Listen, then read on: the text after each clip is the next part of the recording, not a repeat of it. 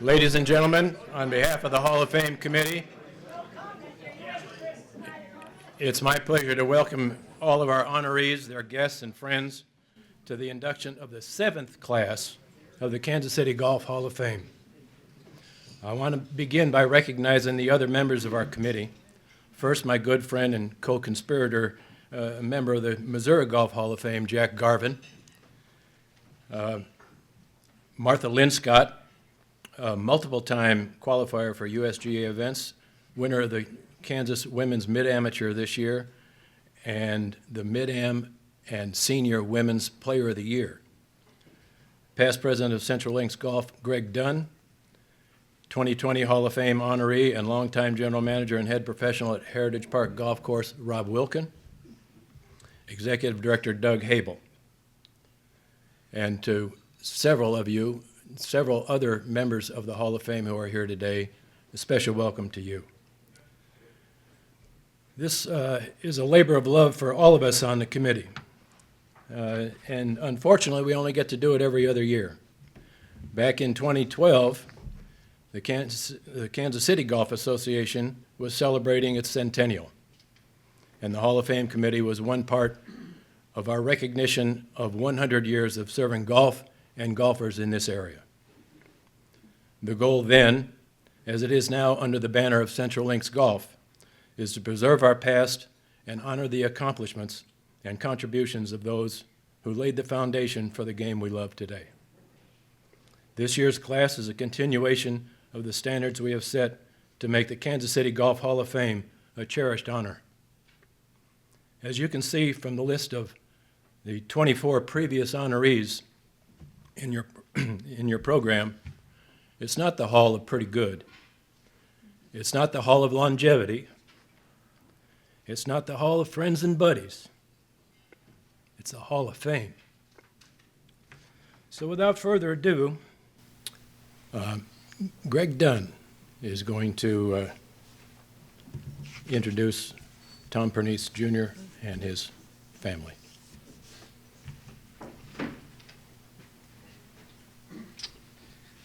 I've known Tommy's for over 50 years, and some of the people in this room, his family, Tom Round, Dave Round, Coach Rice. So it's a privilege to welcome Tommy to the Kansas City Golf Hall of Fame. I don't really want to go through all of his accomplishments. They're pretty big accomplishments for over a long period of time. But I have picked out 3 years that I think are important in Tommy's life and kind of instructive to hear the stories. First year is 1977. This year Tommy graduated from Raytown High School. And to know Tommy, he was very competitive as a young man or young boy. He wasn't very big. He wrestled at Raytown High School a couple of years at some absurdly low weight class. I can't, 98 pounds. So he wasn't real big, but he was a hard worker. And in the old saying, dig it out of the dirt, that was Tommy. But I was talking to Tom Round, there were about 8 or 10 of us that played golf at Cracker Neck from about 12 years old to 17 years old. And Tommy wasn't the best player. He was really good, but he wasn't the best player out of that group. But he played well in high school, and got better every year. And by his sophomore and junior year, he continued to get a little better. And he played well. He had a little bit of a breakthrough his senior year of high school, which was 1977. I think he was runner-up in the Missouri Junior Am. He was 6th place in the Missouri High School tournament. And he had a dream of playing golf for a university on the West Coast. And somehow he had it in his mind that he could play at UCLA. And it seemed at the time people just didn't do that. They went to Warrensburg, they went to University of Missouri, and Tommy was going to play at UCLA. And frankly, people thought at the time then, and I think it now when I'm going through all his accomplishments, his resume was pretty thin to play at UCLA. But that didn't stop Tommy. He had somebody that put in a good word for him, and he went out there and he sold himself. He promoted himself, and the guy who was the golf coach at UCLA, big name in the golf business, Eddie Merrins. He was also the head pro at Bel Air Country Club. And I found an article in the Kansas City Star from July of 1977 and talked about Tommy. The article was about Tommy, but one of the things in the article was where he was going to go to college. And this was in late July of 77. And he said, well, I haven't made that decision yet. I'm looking at New Mexico. I'm looking at University of Missouri. I'm looking at UCLA. And I talked to Tommy a week or so ago, and I didn't really know the story for sure.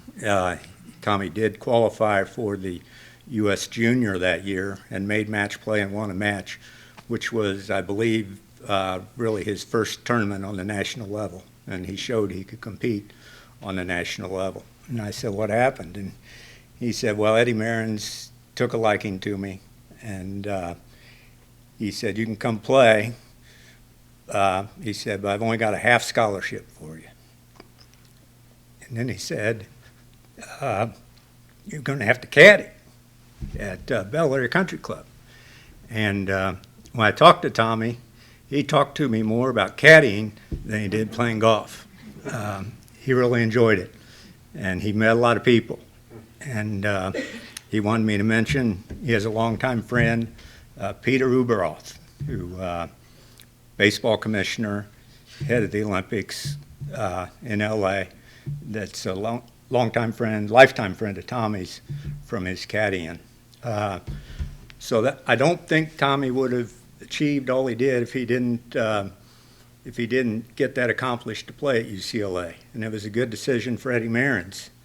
Tommy was two-time All-American, three-time All-Conference, captain of the team, Pac-10 Player of the Year his junior year. So he did all those things. And Tommy's dream from when he was 13 years old was he wanted to play on the PGA Tour. And so when he left UCLA, he followed the route at the time was to try to play on the Asian Tour and then go to tour school. And there were a lot of people, familiar names on the Asian Tour with him, Payne Stewart, Don Walsworth, later years, Brant Jobe, a lot of Americans over there. And Tommy described it as a grind, but a really good experience and pretty good money. But he couldn't get, he had trouble getting through tour school, and he finally got through in 1986, and he made it on the tour. And so his goal was accomplished. Going to fast forward to 1996. I wasn't close to Tommy anymore. We'd kind of gone our separate ways. But I ran into him at the U.S. Open sectional qualifying in St. Louis. I was actually caddying for Marty, and probably cost him 6 or 7 shots over 36 holes. But I caddied for Marty, and he had his little Sunday bag, and I think we put 4 golf balls in it. And so I caddied Boone Valley in St. Louis, 36 holes with this little Sunday bag. Well, Tom Pernice was there too. And this part's hard. Jerry Relihan was his caddy. And Tom had this tour bag about the size of this podium. And I think he had 2 or 3 rain suits in there, probably 5 or 6 towels. You've carried the bag, Anthony. Well, You know. Not to interrupt, that day was so hot. Oh, yeah. We were there. and Yeah. Jerry couldn't finish caddying. Right. And so I had to pick up the bag and finish caddying. It was a hot day and a heavy I bag. was making fun of Jerry. I saw him on an adjacent fairway, and I went like this with Marty's bag. And Jerry's going like this. And I don't know, I don't think I'm divulging any secrets, but Tommy could be a difficult personality to deal with on the golf course. And my memory is that he was that way that day. I don't know, I don't remember what it was, but if there was something about the golf course or something about the event that Tommy didn't like, he was going to let you know about it. And he was letting Tom O'Toole and the St. Louis crowd know about it. And so I was caddying for Marty, but I was watching Tommy and Jerry, you know, out of the corner of my eye all day long. And, you know, everybody knew Tommy was there. And this wasn't a high point in his career. But he had the big bag. He was dressed impeccably. And so everybody knew he was there, knew who he was. And the problem with golf is it's a hard, cold game. You got to put a number up next to your name. And Tommy did that. He was a medalist. And I think 2 players qualified. I tried to find the results, and I couldn't find who the other qualifier was. But Tommy qualified for Oakland Hills, Detroit, Michigan. Went up there and played well, made the cut, played all 4 rounds, tied Phil Mickelson, finished 1 stroke behind Tiger Woods. And so that kind of opened my eyes when I saw that result when I was researching for today. Tommy made it through tour school again in 1996. Got out on tour and never went to tour school again. Won 2 times, multiple top 3s, top 5s, impressive number of cuts made, had a great career on the PGA Tour. I'm going to fast forward to 2009, September. Tommy's just turned 50 years old. He's still playing the tour, but now he's eligible for what they called the senior tour at the time. Very first tournament he was eligible for, he won it. He won 6 times on the senior tour. He's still the 37th all-time leading money winner on the senior tour. He's done not just the wins, but it's the longevity too, and the longevity fits Tommy's personality. He told me the only person he thought that worked as hard as him was Vijay Singh. Tommy is very fit, and he's very determined. And I think the only player this year on the tour that's been on the tour as long as Tommy was Bernhard Langer. And Bernhard has those same qualities. So it wasn't always easy, but Tommy knew where he wanted to go, and he got there. And I think he's one of the 3 best players to ever learn and play the game in Kansas City. So I'm really pleased to welcome him into the Kansas City Golf Hall of Fame.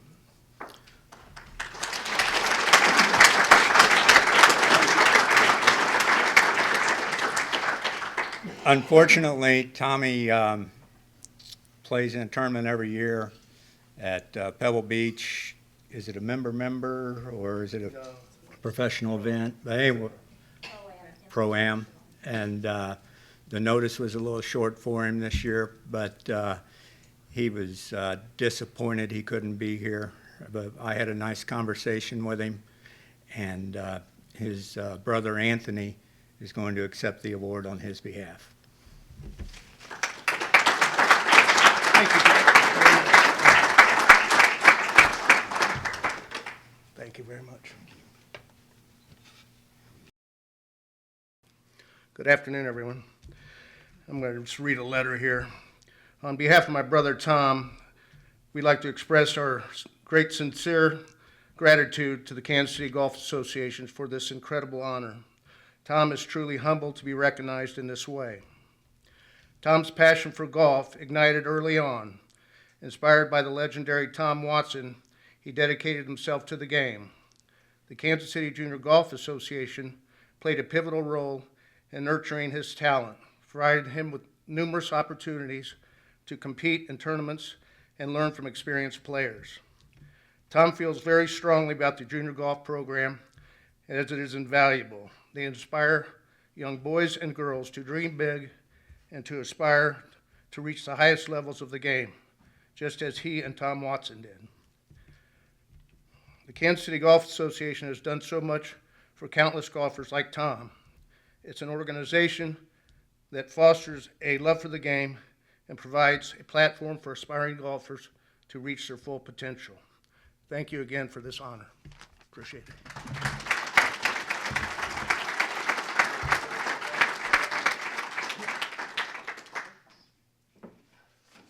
Well, in 2026, there will be another class to be inducted into the Hall of Fame. Who will it be? I wish I could tell you, but we have a long list of about, Jack, 30, 35 potential nominees that we will consider as a committee in 2 years. And when we come up with those names, and by the way, I didn't mention that all of these honorees were voted on by a fairly broad group of electors. The members of the Central Links Board of Directors, all the living members of the Hall of Fame, unless their ballot got lost in the mail, Fred, representatives of Midwest Section PGA, and representatives of the Golf Course Superintendents Association of America. So, as I said, it's not the Hall of Pretty Good. It's the Hall of Fame. Well, I hope we'll see a lot of you back here or in our next induction in 2 years. And thank you very much for being here.